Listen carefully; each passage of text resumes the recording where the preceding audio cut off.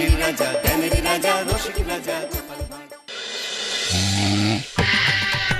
কি গো, কি হলো কি? গানে কি তুলো বুঝেছো নাকি? এই আমি আমি কোথায়? ও মা গো, তুমি কোথায় আবার হবে গো? তুমি তোমার ঘরে, আর এই আমি তোমার গিন্নি। হ্যাঁ গো, তুমি কি স্বপ্ন দেখছিলে নাকি? না, দেখছিলাম না, শুনছিলাম।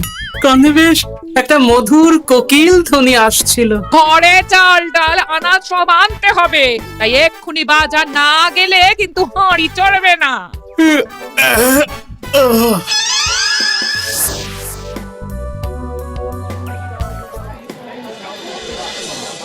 এ কি, মুদির দোকানে মড়ক লেগেছে নাকি? এত ভিড় কেন?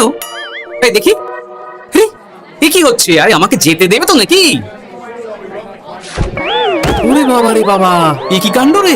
এত বছর ধরে এখানে আছি, মুদির দোকানে তো এত ভিড় দেখেছি বলে মনে পড়ছে না। না, এই ভিড়ের সাথে যুদ্ধ না করে বরং এখন ফিরে যাই। রাজবাড়িতে একটা কোনো উপায় হয় কিনা দেখি। বলি, মুদির দোকানের জিনিস পছন্দ হয়নি বলে তুমি কিচ্ছুটি না কিনে খালি হাতে চলে এলে? পেটে কি কিল মেরে বসে থাকো নাকি? আহা, তা কেন? এখন যা আছে তাই দিয়ে কিছু একটা করে দাও না গিন্নি। আমি না হয় রাজবাড়ি থেকে কোনো ব্যবস্থা করব, বুঝলে? আমি হলাম গোপাল, মহারাজা কৃষ্ণচন্দ্রের খাস লোক। আমাকে কিনা খারাপ জিনিস গছাতে চায়। আমি নেব কেন? তোমার পোশাক কেমন দুটো কাটা লাগলো কেমন করে? এটা কিছু নয় গিন্নি, ওই আমি চলে আসছিলাম দেখে হরেন মুদি ছুটে এসে পায়ে ধরেছিল কিনা, তাই একটু ওই ধুলো লেগে গেছে আর কি। বাবা, ঘুরলো তোমার পায়ে আর ধুলো লাগলো তোমার সারা গায়ে। আমি কিছুই বুঝি না বাপু। আমার তো বুঝে কাজ নেই গিন্নি। ছোট মাথাকে বেশি খাটালে সে আবার গরম হয়ে যাবে। তার চেয়ে আমায় তাড়াতাড়ি পান্তা ভাত দাও দেখি, ওদিকে রাজবাড়িতে যেতে দেরি হয়ে যাবে। দাও দাও দাও। বাবা, সকাল সকাল মুদির দোকানে মাছি গলার জায়গা ছিল না, এখন তো দেখছি পুরো ফাঁকা। ব্যাপারটা কি? আসার সময় দেখলাম মুদির দোকান পুরো ফাঁকা, দোকানিও নেই। রাজ্যের খাদ্য ভাণ্ডারে টান পড়লো নাকি?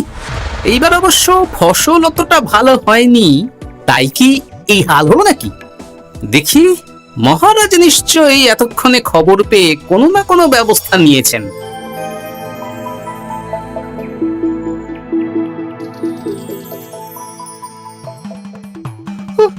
আমি যদি উড়ে যাই, দয়া করে ধরে ফেলুন।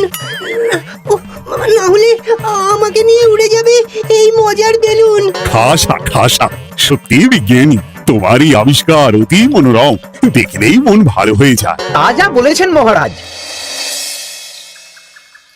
এই অদ্ভুত উড়ন্ত বেলুন দিয়ে এখন থেকে বার্তা এ রাজ্য থেকে অন্য রাজ্যে পাঠানো যাবে, দূতের কাজ কমবে। বড় ভালো কথা বলেছ হে মন্ত্রী, এর জন্য বিজ্ঞানীকে আমি পুরস্কৃত করব। কি ভুল করে কোথাও চলে এলাম নাকি? কি রাজসভা নাকি কোনো মেলা? সভাসদেরা কি করছেন? গোপাল, এত দেরি করে এলে কেন? এত বড় আমোদ থেকে বঞ্চিত হলে? এইসব কি মহারাজ? বিজ্ঞানী এই নতুন ধরনের বেলুন আবিষ্কার করেছে গো গোপাল। আমার বানানো বেলুন কেমন হয়েছে গোপাল? ভালো, কিন্তু মহারাজ আমি যে একটু গুরুতর সংবাদ নিয়ে এসেছি মহারাজ। তোমার তো কোনো কিছুই ভালো সহ্য হয় না গোপাল। সবাই তোমার অনুপস্থিতিতে এই যে হাসির রোল উঠছে, সবাই আমোদ আহ্লাদ করছে, আর মহারাজও বেশ খুশি আছেন, এতেই তোমার গায়ে জ্বালা হচ্ছে, সেটা বলো না। সূচ যদি চালুনির বিচার করতে যায় তাহলে কি চলে মন্ত্রী মশাই? যাই হোক, সবাই যদি এই ছেলে খেলা বন্ধ করে একটু শান্ত হয়ে বসেন তাহলে আমি কথাটা বলতে পারি। বেশ, তোমরা সবাই বসো, শুনি গোপাল কি বলতে চায়। সেনাপতি, দয়া করে সভাকবিকে বেলুন থেকে নামানোর ব্যবস্থা কর। হ্যাঁ, এক্ষুনি নামাচ্ছি।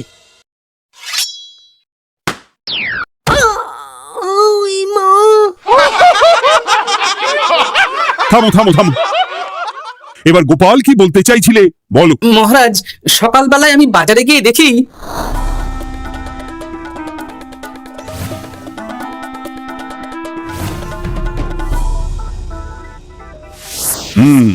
এই হলো অবস্থা।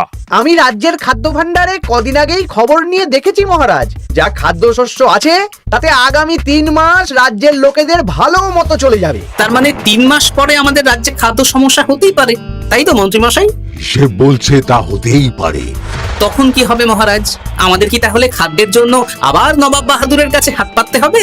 সে আমার পক্ষে সম্ভব নয় গোপাল। তাহলে কি উপায় হবে মহারাজ? উপায় একটাই আছে মহারাজ, 3 মাসের আগেই আবার জমিতে ফসল ফলাতে হবে, তাহলেই আর খাদ্যের সমস্যা থাকবে না মহারাজ। কিন্তু জমিতে মাত্র 3 মাসের মধ্যে ফসল ফলবে কি করে গোপাল? যে একটু আগে তার আবিষ্কারের মাধ্যমে আপনাদের মধ্যে আমোদ আহ্লাদের বাঁধ ডেকেছিলেন, আমার বিশ্বাস সেই পারবে তার আবিষ্কারের মধ্যে দিয়ে রাজ্যবাসীর খাদ্য সমস্যার সমাধান করতে। এই তাই তো বিজ্ঞানী? আমি আমি তো আসলে আরে হ্যাঁ, এটা তুমি বড় ভালো বলেছো। তা বিজ্ঞানী, আর দেরি করার প্রয়োজন নেই। তুমি এক্ষুনি তোমার গবেষণাগারে চলে যাও। গবেষণার জন্য যা যা উপাদান লাগবে তা মন্ত্রীকে বলে দেবে। আচ্ছা মহারাজ। তাছাড়া তোমার কাজে সাহায্য করার জন্য পেয়াদা তোমার সঙ্গেই থাকবে। আমরা সবাই তোমার নতুন আবিষ্কারের অপেক্ষা করব। যদি তুমি এই আবিষ্কার করতে পারো, তাহলে যে পুরস্কার পাবে তা এর আগে এই জগতে কেউ কখনো পায়নি। আর না পারলে মহারাজ? তাহলে কিন্তু শাস্তিটাও হবে সেই রকম কড়া। আমার বিশ্বাস আমি মহারাজের দেওয়া পরীক্ষায় সসম্মানে উতরে যাব।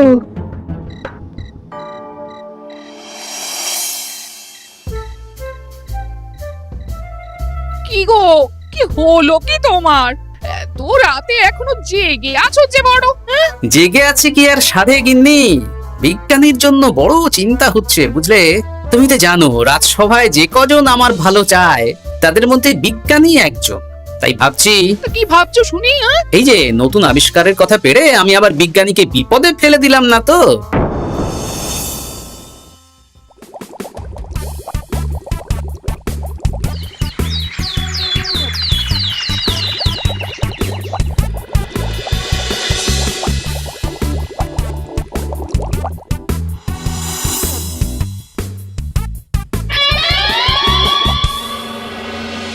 সাত দিন হয়ে গেল বিজ্ঞানী আবিষ্কারের দায়িত্ব পেয়েছে, না সে রাজসভায় এসেছে, না সে গবেষণা কক্ষ থেকে বের হয়েছে। সে কি কথা গো? তাহলে আর বলছি কি গিন্নি, এমনকি কাজের জন্য রাজসভা থেকে 2-3 জন পেয়াদা দেওয়া হয়েছে তার সাথে, তাদেরকে সে কিছু করতেও বলেনি, তারা ঠায় বাইরে বসেই আছে। ও মা গো, আর খাওয়া না, কিছুই নাকি করেনি। এ তুমি কি বলছো গো? বলছি বিজ্ঞানী সুস্থ আছেন তো নাকি? পরীক্ষা নিরীক্ষা করতে করতে আবার তার কিছু হয়ে যায়নি তো? সেটাই তো ভাবছি গিন্নি, বেচারিকে বিপদে ফেলে দিলাম না তো। না, কাল সকালে একবার গিয়ে দেখতে হবে বিজ্ঞানীর ঠিক কি হলো।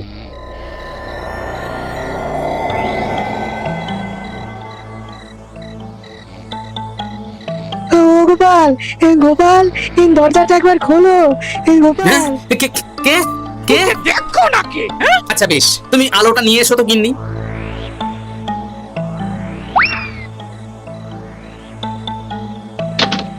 ওরে বাবা রে, ভূত ভূত ভূত! গোপাল, গিন্নি, শিগগিরই আলোটা সামনে আনো। এ কি কাণ্ড! বিজ্ঞানী, বিজ্ঞানী, ও বিজ্ঞানী, একটু জল আনো তো গিন্নি। ভয় নেই, এটা চোর ভূত কেউ না, হে আমাদের বিজ্ঞানী।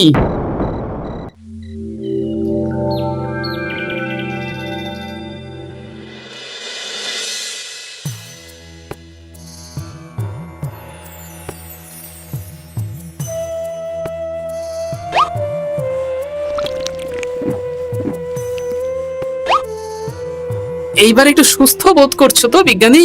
হ্যাঁ, অনেক ধন্যবাদ। আসলে গবেষণা করতে গিয়ে দিন রাতের খেয়ালই ছিল না, খাওয়া হয়নি। 7 দিন ধরে গবেষণা করছো মানছি, তাই বলে এরকম না খেয়ে থাকবে? দেখলে তো কেমন ভিড় খেয়ে পড়লে।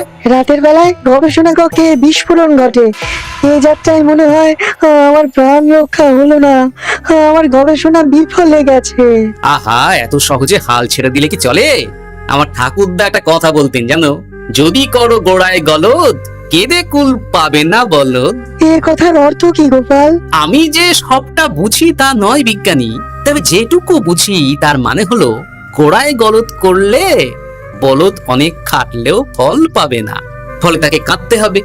আমার মনে হচ্ছে তুমি গোড়ায় গলদ করে ফেলেছো। সেটা তো আমারও মনে হচ্ছে গোপাল, কিন্তু এখন তাহলে উপায়? মহারাজ যদি আমার ঘরটা নেন তাহলে? না না, ঘাবড়িও না বিজ্ঞানী, আমি তো আছি। দেখো, আমি তো তোমার মতো শিক্ষিত নই বিজ্ঞানী। রসায়ন ভৌত বিজ্ঞানে আমি পুরো অজ্ঞান। এমনকি প্রকৃতি বিজ্ঞানও আমার পড়া হয়নি। তবে প্রকৃতির মধ্যে যে বিদ্যা লুকিয়ে আছে তা আমি জেনেছি। আমার মনে হয় তোমারও ওই প্রকৃতির বিজ্ঞানের দিকে এবার নজর দেওয়া উচিত। কিন্তু কিভাবে শুরু করবো গোপাল? আচ্ছা বেশ, চলো আমার সঙ্গে।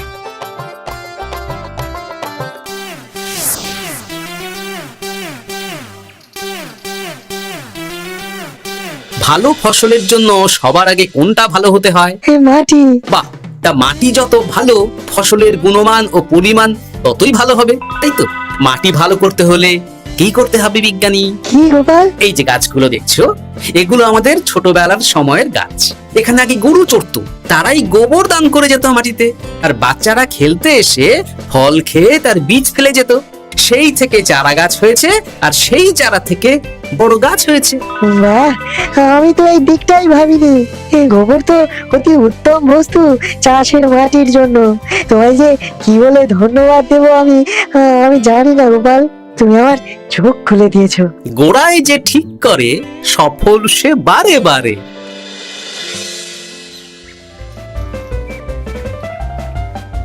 তাহলে বুঝে গেলে তোমাদের কাজ।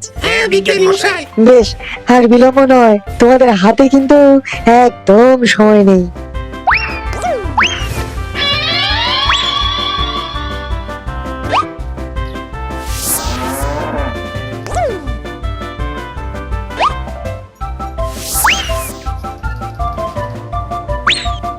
যা বাবা, গোবর কোথায় গেল?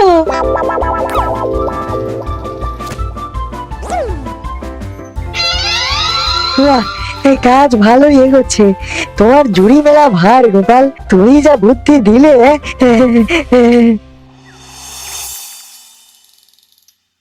এইসব কি কাণ্ড হচ্ছে বলো দেখি কৃষ্ণনগরে? চারদিকে এত কিছু জিনিস থাকতে কিনা গোবর চুরি হচ্ছে। এই রে, বিজ্ঞানী দেখি ঘেটে ঘ করে দিচ্ছে। নির্ঘাত ওই গোবর চুরি করছে বা করাচ্ছে। কি গো, তুমি এর বিহিত করবে না নাকি? বলি গোবর না হলে ঘুঁটে দেবো কি করে? উনি বা চলবে কিসে? আমি কি এই বয়সে জঙ্গলে কাঠ কাটতে যাবো নাকি? আমি দেখছি। তুমি আজকের দিনটা কোনো মতে সামলে নাও না গিন্নি। আমি এক্ষুনি রাজবাড়িতে গিয়ে এর একটা বিহিত করছি।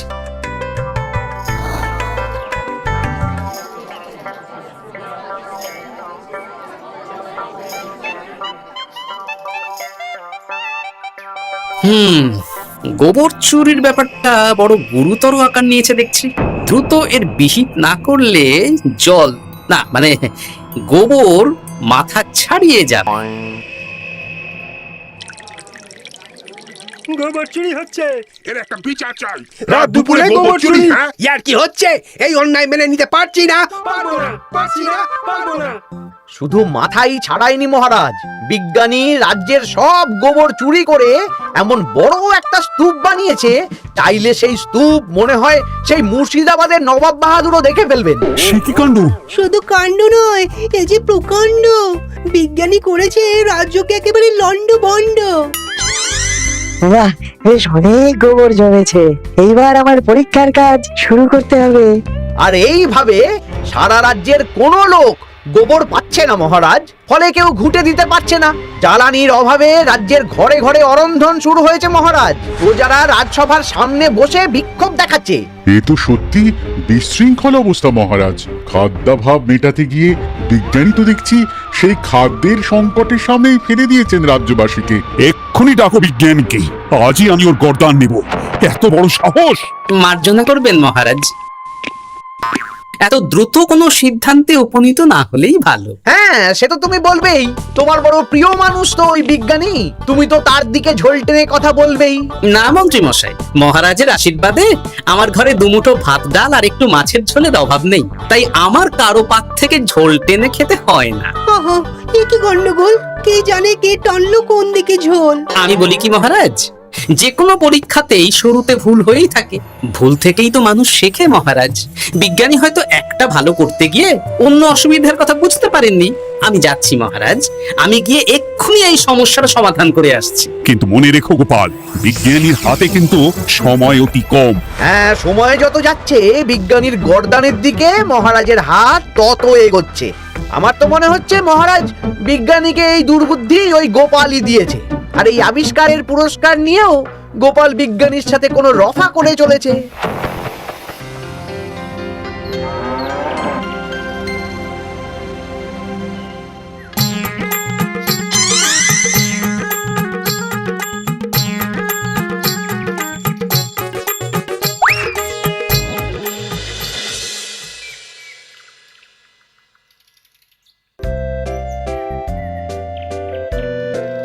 যাক, তাহলে রাজ্যের গোবর চুরির সমস্যা মিটলো, কি বলেন? তা মিটেছে রানী, কিন্তু এটা আমি বুঝতে পারছি না বিজ্ঞানী আসল কাজটা করতে পারবে কিনা।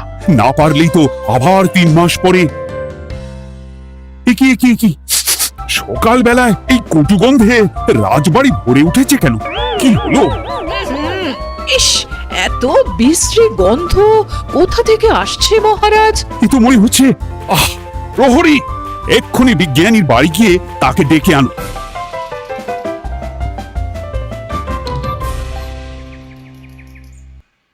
এই রে, বিজ্ঞানী তো দেখছি আরো বড় সর্বনাশ করে ফেলেছে। মনে হচ্ছে গোবর না পেয়ে এইবার মানব বিষ্ঠা দিয়েই কাজ সারবার তাল করেছে। তাড়াতাড়ি যাই, মহারাজ এতক্ষণে আবার দুর্গন্ধে রেগে গিয়ে নিজেই না বিজ্ঞানীর গর্দান নিয়ে নেন। না, সর্বনাশ ঘটার আগেই বিজ্ঞানীকে আটকাতে হবে। তুমি ঠিকই বলেছো গোপাল, সকালবেলাতেই মহারাজ আমাকে ডাকার জন্য পেয়াদা পাঠিয়েছেন। আমি জানি কেন, কিছু আন্দাজ করতে পারো? না, এই এত গন্ধে আমার আন্দাজও ভোতা হয়ে গেছে বিজ্ঞানী। তবে যতই হোক, ওই গোপালের বুদ্ধি তো একেবারে শূন্য হবে না। আর তাই বলছি, এক্ষুনি এইসব আবর্জনা বিদায় করো, তারপর আমার সাথে চলো, আমি উপায় বলে দিচ্ছি। একটা কথা ভাবছিলাম বিজ্ঞানী, আমাদের বাড়ির পিছন দিকে কয়েক মাস ধরেই আমার গিন্নি ওই ফলের খোসা, তরকারির খোসা, ফলের বীজ ফেলে। ওদিকটা অনেকদিন যাই না, বুঝলে। গতকাল একটা কাজে সেখানে গিয়ে দেখলাম যে দিব্যি বেশ খাসা দেখতে 2-4টে বেগুন আর লঙ্কার গাছ হয়েছে। মানে ওই তরকারির খোসাই জমিকে সার দান করেছে। গোপাল, বাহ, তুমি সত্যিই আমার সুজন, আমার বন্ধু। আমি এতদিনে বুঝতে পেরেছি আমার ঠিক কোথায় গলদ হচ্ছিল। আমি পেয়ে গেছি আমার নতুন আবিষ্কারের সঠিক রাস্তা, আমি পেয়ে গেছি গোপাল।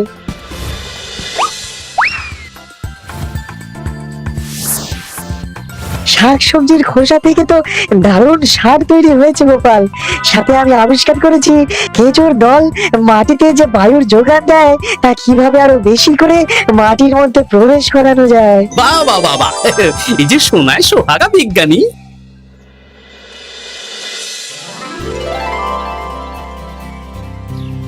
বাহ বিজ্ঞানী, তোমার তো জুড়ি মেলা ভার। মাত্র 1 মাসেই এত ফসল ফলেছে। বলো তুমি কি উপহার চাও? এইসব বলে আমায় লজ্জা দেবেন না, আমি আপনার দাস মাত্র। বিজ্ঞানী না চাইলেও আমার একটা আবদার আছে মহারাজ। সে তো থাকবেই, তুমি তো আবিষ্কর্তা কি না? মহারাজ, আমি চাই আপনি এমন একটা ব্যবস্থা করুন যাতে প্রতিদিন সকালে আপনার কর্মীরা বাড়ি বাড়ি গিয়ে তরি তরকারির খোসা সংগ্রহ করে আনবে। এতে কি লাভটা হবে শুনি? দুটো লাভ হবে। আগামী দিনে তরি তরকারির খোসা থেকে বিপুল পরিমাণে যে সার উৎপন্ন হবে তা আমাদের কাজে লাগবে, আর তারপরে উদ্বৃত্ত সার আমরা বিক্রি করে বিপুল অর্থ উপার্জন করতে পারবো। আর কারো বাড়ির সামনে আবর্জনাও জমা হবে না মহারাজ, চারিদিক পরিষ্কার পরিচ্ছন্ন থাকবে। বাহ, এ ভারী ভালো প্রস্তাব। আমি এক্ষুনি এই প্রস্তাবে সম্মতি জানিয়ে ফরমান জারি করছি গোপাল। আর শুধু বিজ্ঞানী নয়, তোমার জন্য পুরস্কার ঘোষণা করছি। সবই আপনার দয়া মহারাজ।